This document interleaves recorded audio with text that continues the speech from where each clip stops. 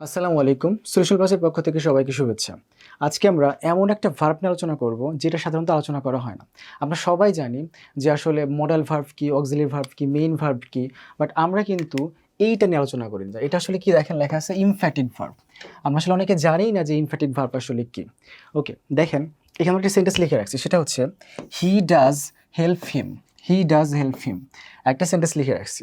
So আমাদের মনে হয় যে আমরা জানি যে আসলে ডু ডাজ ডিডের পরে ডু ডাজ দেখেন ডু ডাজ ডিডের পরে ভার্বের সাধারণত ভিয়ন বসে। ডু ডাজ ডিডের পরে ভার্বের সাধারণত ভিয়ন বসে, বাট এদের মধ্যে একটু নট থাকে, কারণ আমরা শুধুমাত্র নেগেটিভ সেন্টেন্সে ডু ডাজ ডিড ব্যবহার করি।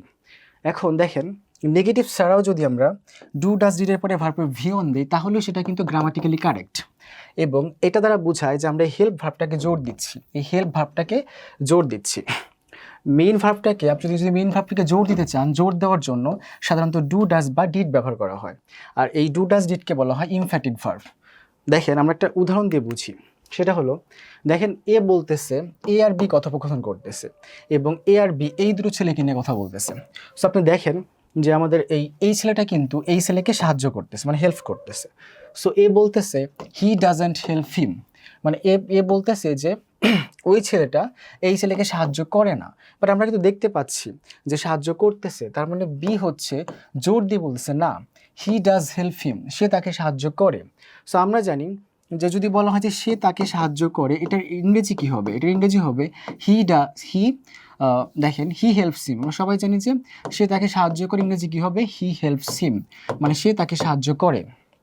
বাট আপনি যদি এই সাহায্যটাকে জোর দিতে চান, যে সাহায্য সত্যিই করে বা সে সত্যিই সাহায্য করে, আপনি যদি এই ভার্বটাকে মেইন ভার্বটাকে জোর দিতে চান, তাহলে আপনাকে জাস্ট ভার্বটার আগে ডু ডাজ অথবা ডিড ব্যবহার করতে হবে। ওকে, দেখেন হি হচ্ছে সিঙ্গুলার, এই জন্য আমরা ডাজ ব্যবহার করলাম। তাহলে হি ডাজ হেল্পস হিম দ্বারা বোঝায় যে সত্যিই সে তাকে সাহায্য করে। তাহলে ভার্বকে জোর দেওয়ার জন্য, ভার্বের কাজটাকে জোর দেওয়ার জন্য আমরা যে ডু ডাজ ডিড ব্যবহার করি, সেটাকে বলা হয় ইমফ্যাটিক ভার্ব। ওকে, দেখেন আমরা হচ্ছে একটা কুইজ রেখেছি, সেটা হলো আই ডু লাভ ইউ।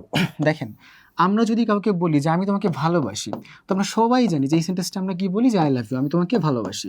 এখন দেখেন এখানে একটা সেন্টেন্স আছে, সেটা হচ্ছে আই লাভ ইউ, মানে আমি তোমাকে ভালোবাসি।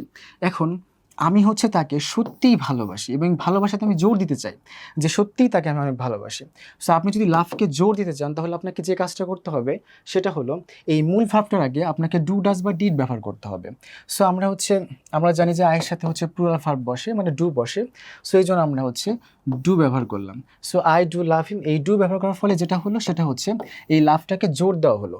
বাট আমার কুইজটা হচ্ছে, যেটা আপনারা সবাই কমেন্টে উত্তর দিবেন, সেটা হলো যে আমরা যেখানে লিখছি একটা sentence I do love you, দেখেন আমরা এখানে একটা সেন্টেন্স লিখে রাখছি, সেটা হচ্ছে আই ডু লাভ ইউ। এই সেন্টেন্সের মধ্যে দেখতে পাচ্ছি এখানে ডু একটা ভার্ব, লাভ একটা ভার্ব। সো এখানে লাভকে জোর দেওয়া হয়েছে। সো কোশ্চেনটা হলো যে ডুই কি ইমফ্যাটিক ভার্ব নাকি লাভ ইমফ্যাটিক ভার্ব? ডু ইমফ্যাটিক নাকি হচ্ছে লাভ ইমফ্যাটিক? এটা হচ্ছে আপনারা কুইজে দিয়ে দেবেন। সো ধন্যবাদ সবাইকে, আজকে এ পর্যন্তই।